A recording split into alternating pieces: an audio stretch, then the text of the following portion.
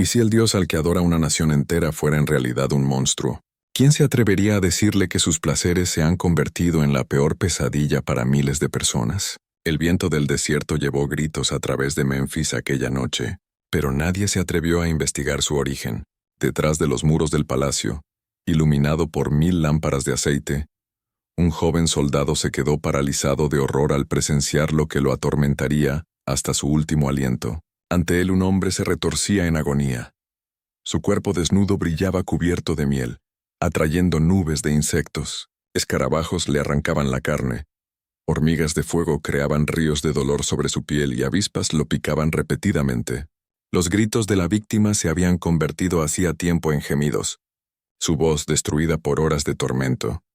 Y allí, sentado en un trono de ébano y oro, observando con la fascinación de un niño que mira hormigas bajo una lupa, se encontraba el faraón Pepi II, el dios rey de Egipto, que había gobernado durante casi un siglo. No se trataba de un incidente aislado de crueldad, era un ritual cuidadosamente orquestado, perfeccionado durante décadas y refinado a través de miles de víctimas. Era una forma de arte del sufrimiento que definiría el periodo más oscuro de la historia del antiguo Egipto.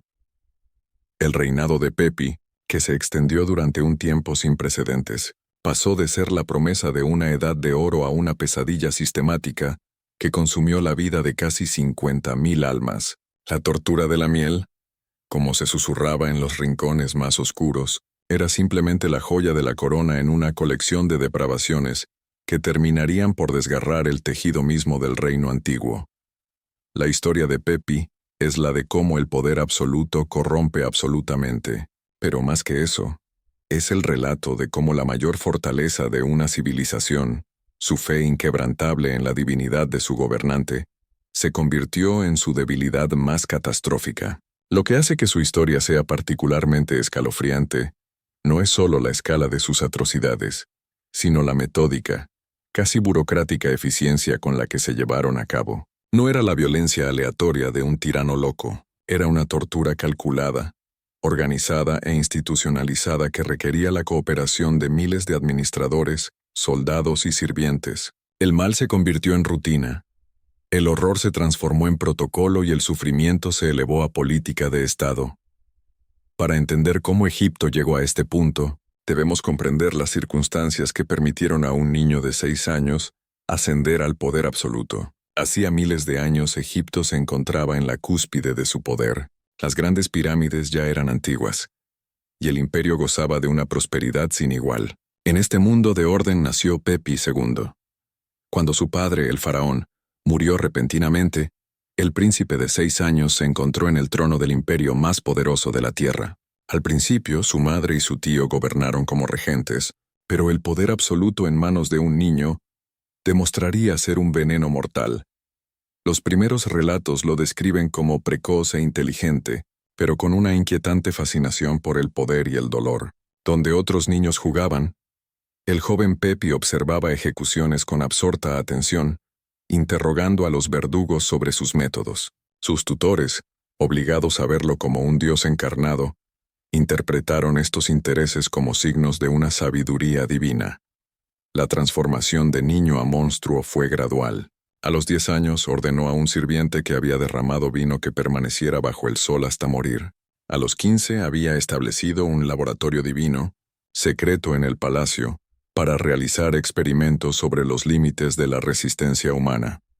La propia tortura de la miel supuestamente comenzó por accidente. Un prisionero condenado fue cubierto accidentalmente de miel, y Pepi, al presenciar cómo los insectos lo devoraban, quedó hipnotizado. Ordenó retrasar la ejecución para estudiar el suceso. Esa primera víctima reveló a Pepi una nueva frontera en el sufrimiento, una que combinaba la crueldad de la naturaleza con el ingenio humano. Lo que siguió fue un refinamiento sistemático de la tortura. Pepi ordenó experimentos con diferentes tipos de miel e insectos para descubrir las combinaciones más dolorosas y destructivas. La infraestructura para apoyar estas atrocidades creció exponencialmente. Granjas enteras se dedicaron a la apicultura. Unidades especiales de soldados fueron entrenadas para capturar y cultivar insectos específicos. La maquinaria del Estado egipcio fue reconvertida en un motor de tormento. La selección de víctimas siguió una progresión aterradora. Al principio se utilizaron criminales, pero a medida que el apetito de Pepi por el espectáculo crecía, la definición de criminal se amplió. Cuando el suministro se agotó, se impusieron cuotas a los gobernadores locales.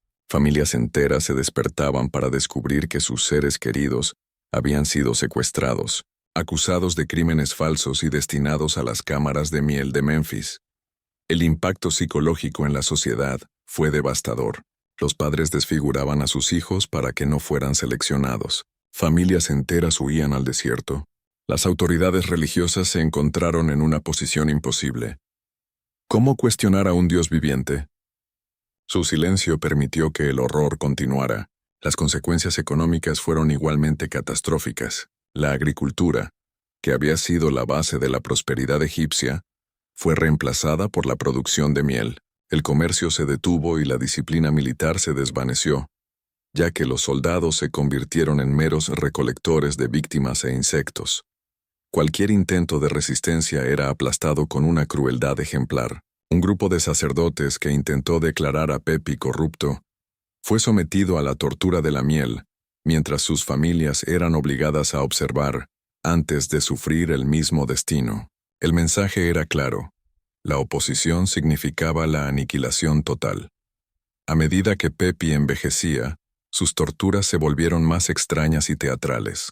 La burocracia del sufrimiento se había vuelto tan eficiente que continuaba por sí sola, incluso cuando el anciano faraón ya no podía asistir a todas las sesiones. Los últimos años de su reinado fueron de un caos absoluto, con Egipto en ruinas, la economía destruida y el ejército desmantelado. El sistema de tortura, desesperado por encontrar víctimas, comenzó a consumirse a sí mismo.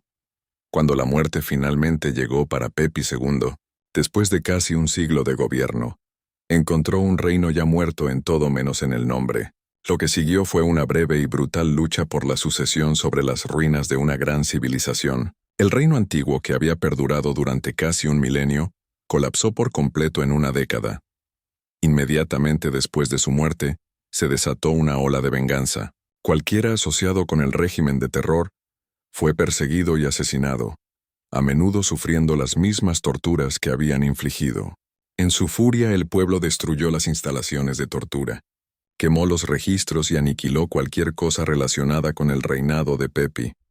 Las dinastías posteriores, avergonzadas y temerosas, intentaron borrar este capítulo oscuro de su historia. Reescribieron los registros oficiales y destruyeron monumentos, esperando que la memoria de la locura de Pepi se desvaneciera. Pero el trauma era demasiado profundo. Las historias sobrevivieron en cuentos susurrados y textos codificados, transmitidas de generación en generación como una advertencia. La historia de Pepi II no es solo el relato de un antiguo tirano. Es un recordatorio eterno de la oscuridad que puede esconderse detrás de la fachada del orden, la divinidad y la civilización.